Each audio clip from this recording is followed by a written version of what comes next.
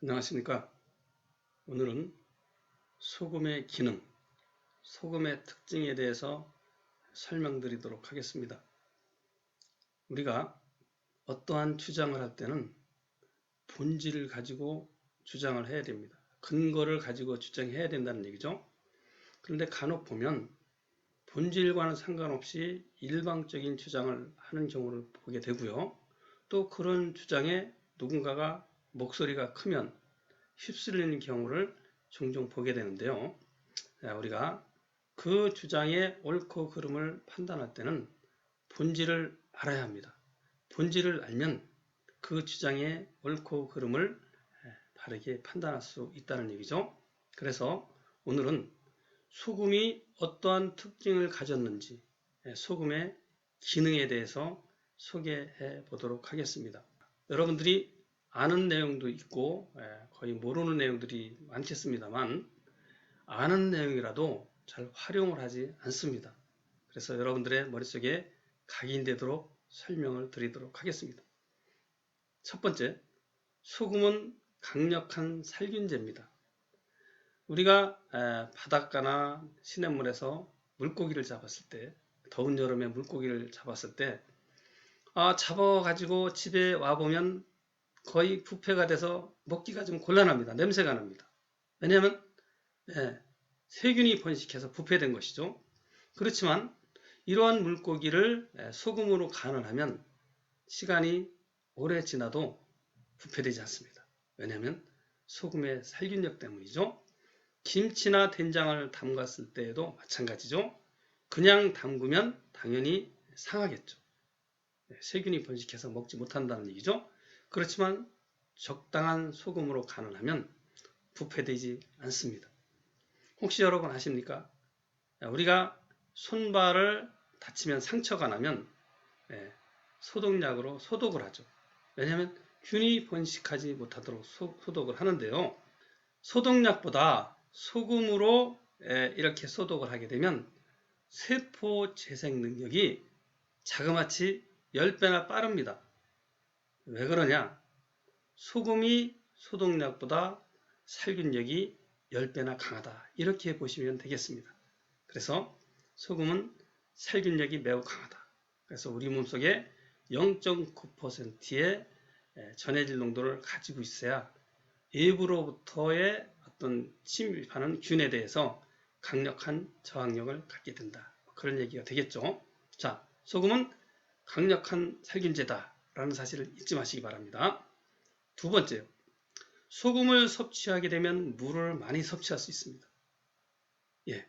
여러분, 물이 대단히 중요하죠. 물은 생명의 근원이라고 하죠. 혈액을 구성합니다. 그래서 물을 많이 마시라고 권장하고 있습니다. 누구나 그건 권장하는 사실이죠. 물만 충분히 섭취해도 암이 많이 크게 예방됩니다. 실제로 많은 연구 결과가 있는데요. 대표적으로 미국의 프레드 허친슨 암연구센터에서 물 섭취량과 대장암과의 관계를 연구했습니다. 그랬는데 물을 하루 4컵 섭취하는 사람은 1컵만 섭취하는 사람보다 대장암이 자그마치 65%가 줄어들었습니다. 놀라운 사실이죠. 이처럼 물은 암 예방은 물론 건강에 매우 중요합니다. 그래서 물을 많이 섭취하라 라고 권장합니다. 그런데 제가 만난 대다수의 암 환자들은, 아니 모든 암 환자들은 물을 잘 섭취하지 않았습니다. 그래서 물어봤어요. 물이 그렇게 중요하다고 강조를 하고 있는데 왜 섭취를 안 합니까? 그랬더니 안 먹힌다는 거예요. 왜 안 먹힐까요? 바로 소금을 섭취하지 않기 때문입니다. 의학계에서 물은 많이 섭취하라고 권고하지만 저염식하라고 주장하지 않습니까? 자, 저염식을 하게 되면 물을 충분히 섭취할 수가 없습니다. 왜 그러냐? 이유를 좀 설명드릴게요. 우리 몸의 전해질 농도는 0.9%죠. 그런데 이 상태에서 물을 많이 섭취하지 않습니까? 그러면 전해질 농도가 깨집니다. 지나치게 깨지면 뇌세포가 터져서 사망합니다. 실제로 사망한 사례가 많아요. 그 이유까지 다 조금만 설명드려 볼게요. 자, 우리가 뇌세포가 있습니다. 근데 외부에서 물을 많이 섭취해서 세포에게 전해질 농도가 낮아졌어요. 물을 많이 섭취했으니까요. 그러면 세포 내과 세포에게 전해질 균형을 맞춰야 되겠죠. 맞추기 위해서는 어떻게 합니까? 삼투압작용에서 세포에게 있는 물을 뇌세포에 있는 세포가 끌어당깁니다. 그러면 세포가 팽창하겠죠? 어느 정도 팽창하다가 견디지 못하면 터져버립니다. 그래서 사망한 사례가 상당수 있습니다. 우리나라에도 있어요. 예, 이처럼 소금을 섭취하지 않은 상태에서 물만 많이 섭취하면 사망할 수가 있습니다. 그래서 우리가 물을 많이 섭취하라고 해서 섭취하고 싶지만, 생각으로 마음으로는 섭취하고 싶지만 우리 몸에서 거부하는 것입니다. 왜냐하면 위험하기 때문에. 그래서 반드시 소금과 함께 물을 섭취해 줘야 된다는 얘기죠. 여러분, 한번 간장을 한 종발 섭취했다고 생각해 보십시오. 물이 안 먹히겠습니까? 안 먹을 수가 없습니다. 또 소금만 섭취하고 물을 섭취 안 해도 위험해집니다. 왜냐하면 아까 설명드린 거와 반대의 현상이 나타납니다. 삼투압작용에 의해서 뇌세포가 쪼그라듭니다. 아까는 물을 많이 섭취하면 세포가 물을 끌어당겨서 팽창에 터진다고 했는데, 소금을 많이 섭취하면 뇌세포에 있는 물을 외부에 있는 소금이 끌어당깁니다. 삼투압작용에서. 그러면 뇌세포가 쪼그라들어서 뇌 기능이 떨어집니다. 그래서 우리 몸에서는 소금을 섭취하는 양에 비례해서 물을 섭취하게 되어 있다. 그거죠. 그래서 물을 충분히 섭취하기 위해서는 그에 비례하는 소금을 섭취해 줘야 합니다. 자, 이해되시죠? 세 번째요. 사람들이 잘 거의 모르는 내용인데요. 소금은 지구상에 존재하는 모든 중금속을 흡착합니다. 농약까지도 다 흡착하고요. 환경 호르몬까지 다 흡착합니다. 그거 어떻게 할 수 있느냐? 간단히 증명할 수 있습니다. 소금의 성분을 분석해 보면 소금에는 납, 수은, 니켈, 카드뮴, 크롬, 마그네슘, 망간, 심지어는 방사선 오염물질인 세슘, 요오드 등등 모든 중금속이 다 들어있습니다. 지금 여러분들이 우려하는 미세먼지도 다 들어있어요. 그 성분이 다 들어있습니다. 자, 그것은 무엇을 의미합니까? 소금이 그러한 중금속을 흡착하는 기능이 있다는 것을 의미합니다. 그뿐 아니죠. 소금은 우리가 염려하는 농약 많이 사용하지 않습니까? 농약 성분도 모두 흡착합니다. 여러분들이 도시에 사는 분들은 잘 모르시겠지만 한번 시골에 계신 분들이라면 농약 봉지를 자세히 한번 살펴보십시오. 뭐라고 써 있느냐? 잘못하여 농약을 마셨을 때는 소금물을 먹어 토하십시오. 소금물을 먹고 토하십시오. 이렇게 쓰여 있습니다. 무엇을 의미합니까? 소금이 농약을 흡착한다는 것을 의미합니다. 저는 시골에서 자랄 때 개를 좀 길렀습니다. 그런데 시골에는 쥐가 많아요. 그러니까 쥐를 제거할 수 있는 방법은 오로지 쥐약밖에 없었습니다. 그래서 쥐약을 이제 놓는데요. 그러면 쥐가 여기저기 죽어 있죠. 그러면 또 개가 그 쥐약 먹고 죽은 쥐를 먹습니다. 그러면 개가 쥐약을 먹은 결과가 되죠. 그러면 개가 그냥 입에 거품을 흘면서 꽥꽥거리면서 완전히 난리가 납니다. 미쳐요. 그러면 부엌에 들어서 아궁이에도 대가리를 쳐박고 꽥꽥 소리를 지릅니다. 이때 개를 살릴 수 있는 유일한 방법은 소금입니다. 어떻게 살렸느냐? 그 개를 입을 벌리고 아주 고농도의 소금물을 목 안으로 집어쳐 넣습니다. 그러면 이 소금물이 개의 위장까지 들어가겠죠. 한 10초, 20초 있다가 이 개를 풀어 놓습니다. 그러면 농도가 높으니까 개가 견디지 못하니까 다 토해버려요. 그러고 나면 개가 서서히 깨어납니다. 자, 어떻게 해서 깨어났느냐? 바로 이 소금물이 개의 위장 속에 있던 쥐약을 흡착해서 문 밖으로 배출시킨 것입니다. 이처럼 소금은 농약 성분도 모두 흡착합니다. 이건 많은 실험을 해본 결과입니다. 대전 보건환경연구원에서는요, 배추에 잔류농약을 실험했는데 물로 세척을 했더니 약 50%의 농약이 제거되었습니다. 그런데 소금물로 세척했더니 곧바로 86%가 제거됩니다. 세 번째, 조금 전에 제가 소금은 농약과 중금속을 흡착한다는 말씀을 드렸는데요. 소금은 농약이나 중금속을 흡착하는 데 그치지 않습니다. 분해합니다. 이건 참으로 놀라운 일인데요. 이거 실험을 해본 사실이 있습니다. MBC에서 수년 전에 이런 실험을 했어요. 배추에다가 농약을 잔뜩 뿌렸습니다. 몇 가지 종류의 농약을 뿌렸어요. 그리고 이걸 숙성을 시켰습니다. 김치를 만들듯이 이렇게 김치를 담근 거예요. 그러고 한 20여일 지나고 나서 보니까 대부분 농약이 흔적조차 없어집니다. 뭔가 좀 소금이 흡착해 있으면 소금에 들어있는 뭔가는 있어야 되는데 아예 분해돼서 없어져요. 심지어는 프로치포스라는 농약은 산성에서는 제거되지 않는데 이 농약마저도 상당 부분 거의 제거가 됩니다.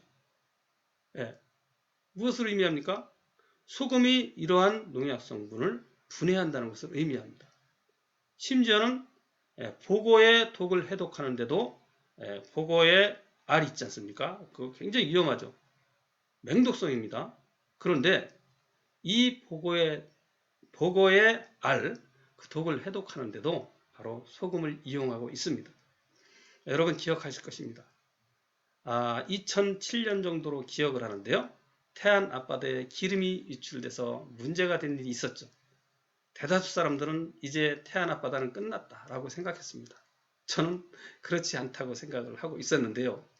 불과 3년 만에 태안 앞바다에 그 기름이 유출됐던 것들 거의 다 제거가 됐고요. 지금은 완벽하게 복원이 됐습니다. 무엇 때문일까요? 바로 바닷물 속에 있는 소금이 이러한 기름을 분해한 것입니다. 그래서 정화가 된 거예요. 우리가 지금 얼마나 많은 오폐수를 가정에서 하수구로 또 시냇물로 또는 바닷물로 이렇게 방류하고 있습니까? 그렇지만 바다는 살아 있습니다. 왜냐? 바닷속에 들어있는 소금물이 이 많은 중금속 오폐수를 정화시키는 거예요. 분해하는 겁니다. 자, 이처럼 소금은 농약이나 중금속을 단지 흡착하는 데 그치지 않고 분해합니다. 놀라운 일이죠. 이러한 사실을 여러분들 기억해 두시기 바랍니다.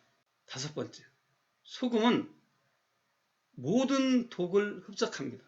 아프리카에서는 맹수를 잡을 때 독화살을 사용합니다. 그런데 맹수를 잡으려다가 사람이 찔리는 경우가 종종 발생하고 있다고 합니다. 그때에는 바로 소금으로 독을 해독하고요. 제가 과거에 한번 산에 가서 버섯을 따왔는데 이 버섯이 표고버섯하고 너무나 똑같이 생겼어요. 그러나 좀 불안했습니다. 제가 버섯을 잘 모르니까. 양이 좀 적지 않았기 때문에 버리기는 아까웠어요. 그래서 과연 이것이 독이 있나 없나 좀 알고 싶은데 정확히 알 수가 없었습니다. 인터넷에 올려봤지만 정확한 답이 안 나왔어요. 너무나 이 표고버섯하고 똑같았기 때문에.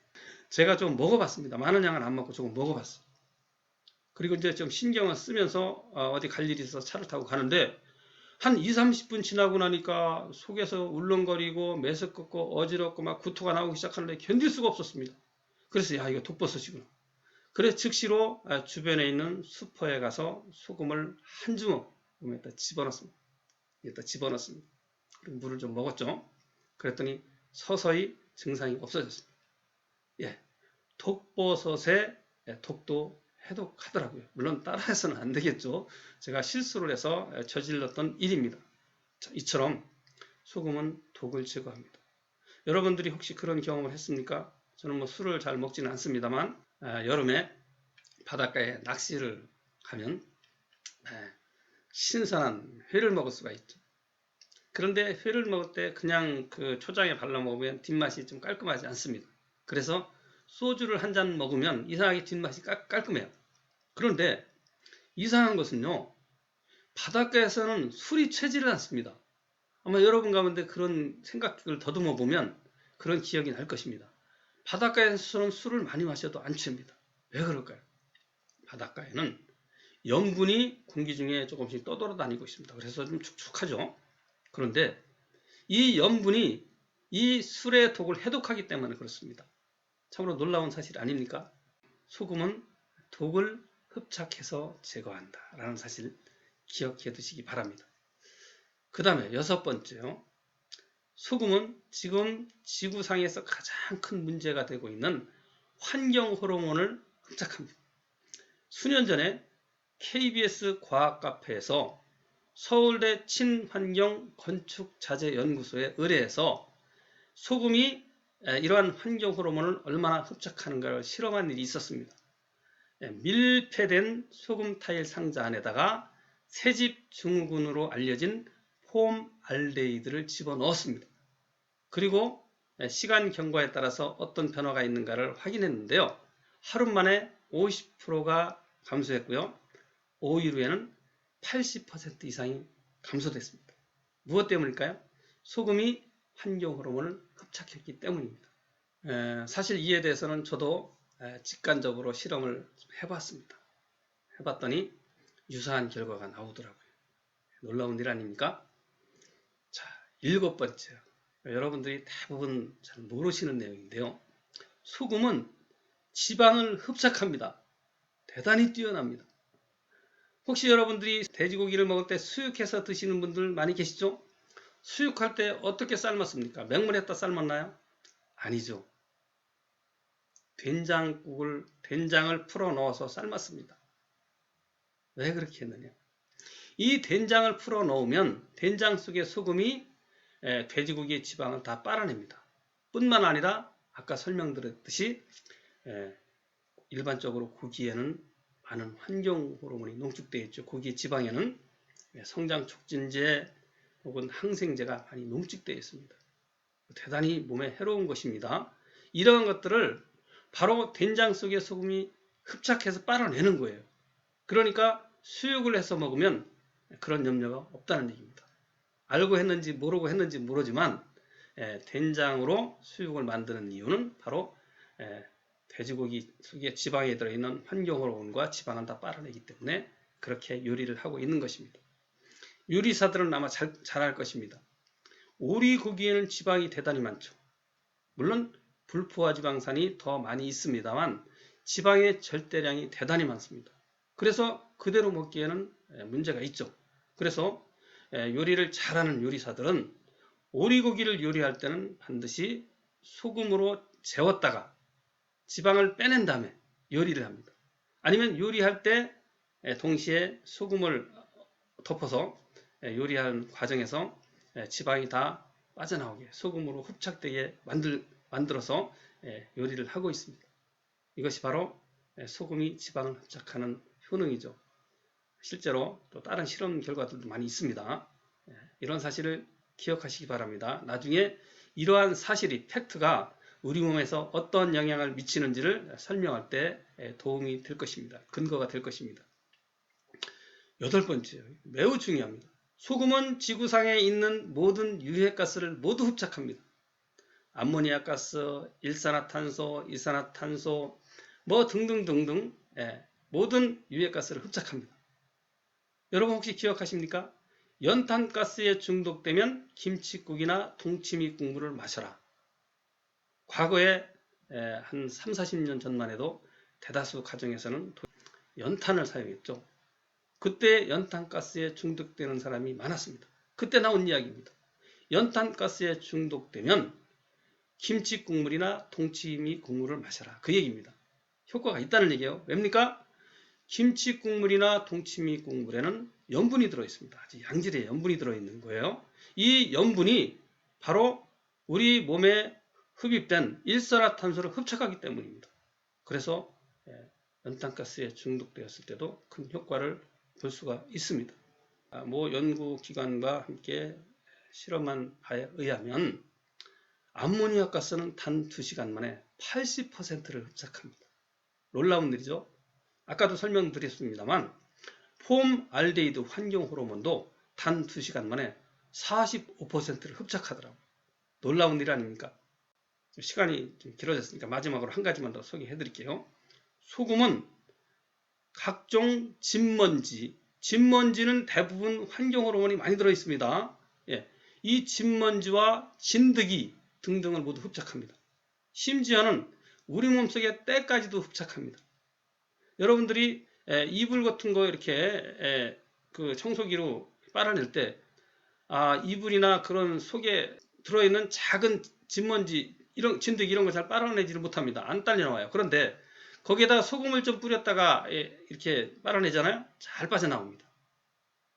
그리고 목욕을 할 때 있지 않습니까?